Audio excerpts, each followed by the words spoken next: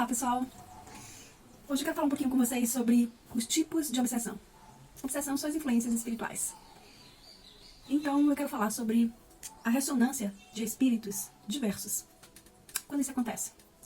Essa ressonância de espíritos diversos pode estar ligada a nossas vinculações de vidas passadas, na qual esses espíritos de vidas passadas, a depender dessa vinculação, ela nos encontra através da nossa assinatura energética, através de alguns acontecimentos gatilhos que já acontecem lá no útero da mamãe, e a partir dali começa a nos influenciar.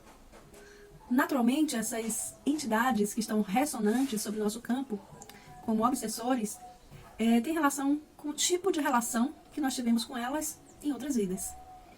Então, se tiver aí uma relação de muito ódio, de muita raiva, coisas não concluídas, ou então alguma cobrança, essas entidades elas vão estar no seu campo, lhe cobrando algo, e você estará de forma inconsciente na ressonância dessa energia. E isso vai, logicamente, trazer para você uma série de prejuízos. Então, essa ressonância com espíritos outros, ela é uma ressonância que traz algum grau de dificuldade de resolução, porque depende de que espírito seja esse. Depende se seja um espírito ou vários espíritos, possa ser que sejam falanges de espíritos, muitos espíritos. Possa ser que você tenha feito contratos e acordos com magos negros, espíritos malignos e trevosos, e nessa encarnação esses espíritos estão no seu campo lhe cobrando compromisso com eles, que logicamente são compromissos de ações ruins. Outro tipo de obsessão, também ressonante, tem relação com entes queridos, dessa ou de sua outra vida, que já morreu, e está no seu campo de energia, em sofrimento. Está no seu campo de energia, passando para o seu campo de energia, o adoecimento dele para você. É muito comum de acontecer isso. Nós chamamos espíritos de mortos, de alguns, né? E quando nós abrimos, muitas vezes, na apometria, o campo, e é identificado ali um espírito em sofrimento, mas estar ali, muitas vezes, por elo de amor, por vinculação afetiva. Mas o tipo de adoecimento dele, seja em vida ou morte, traz para o campo de energia do obsedado, né, do seu parente vivo, as mesmas características de cargas emocionais e manifestação da doença. É muito comum, quando abro um campo na apometria para um atendido, e ter entes queridos tentando ajudar ele a solucionar aquele problema que ele está vivendo, mas está em péssimas condições de si mesmo. E isso agrava ainda mais o adoecimento ou a situação que esse atendido deseja resolver.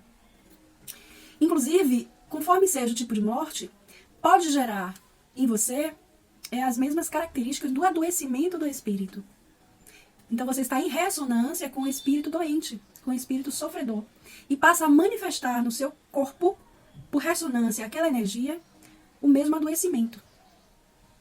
Isso pode acontecer com diversas doenças, né? Eu já atendi pessoas que não cicatrizava a perna, porque quando abre o seu campo tinha lá um ancestral, um espírito, um pai, um irmão, um tio, um avô, que tinha morrido, levando consigo, na sua consciência de espírito, aquela doença.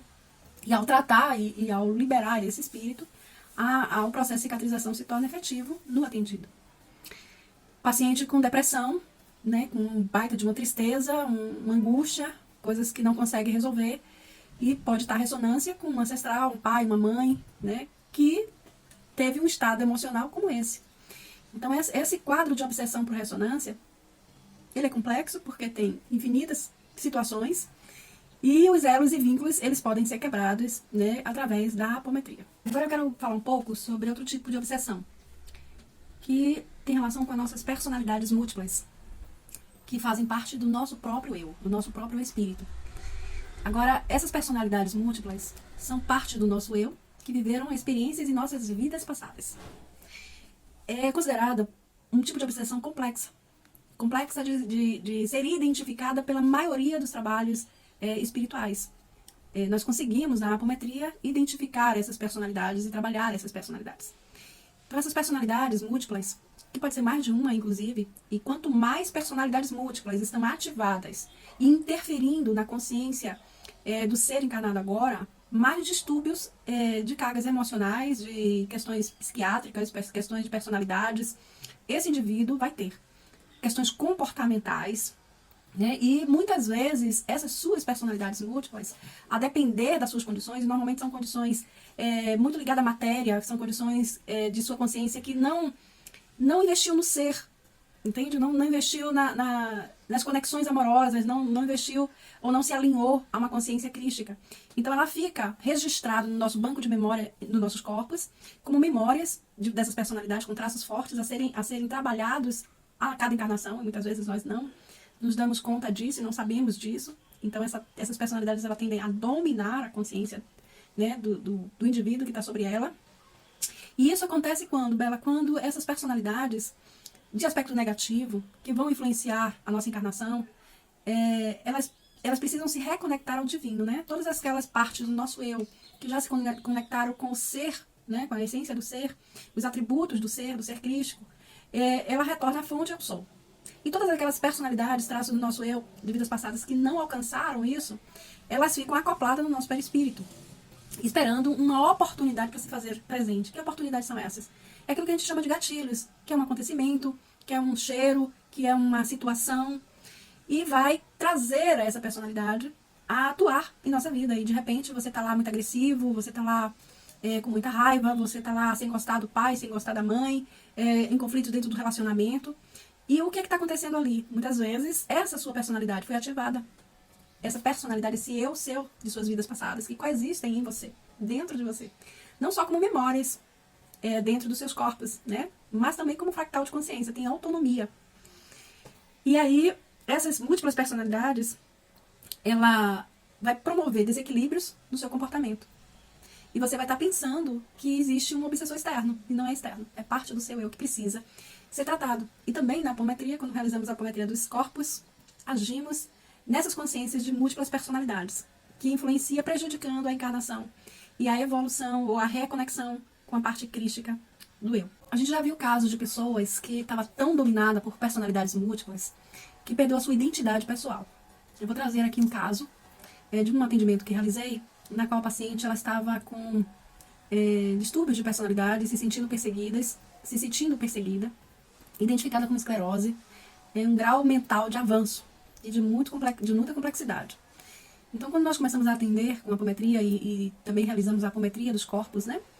Ali nós identificamos que um acontecimento nessa vida foi o gatilho para abrir essas consciências, se sintonizar com essas personalidades múltiplas de vidas passadas dela, essas memórias, esses acontecimentos e esses fractais de consciências que têm autonomia, é importante falar isso, a partir de um acontecimento na vida dela do agora.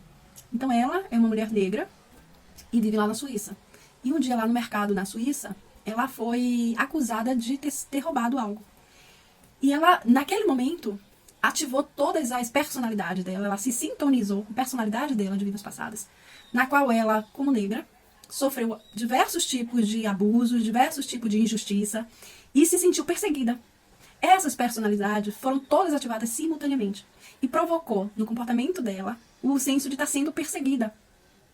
Quando nós começamos a tratar com a apometria de urgência e emergência, depois com a apometria dos corpos, nós começamos a trabalhar essas consciências, esses eus dela, e ela foi melhorando e hoje ela está completamente curada.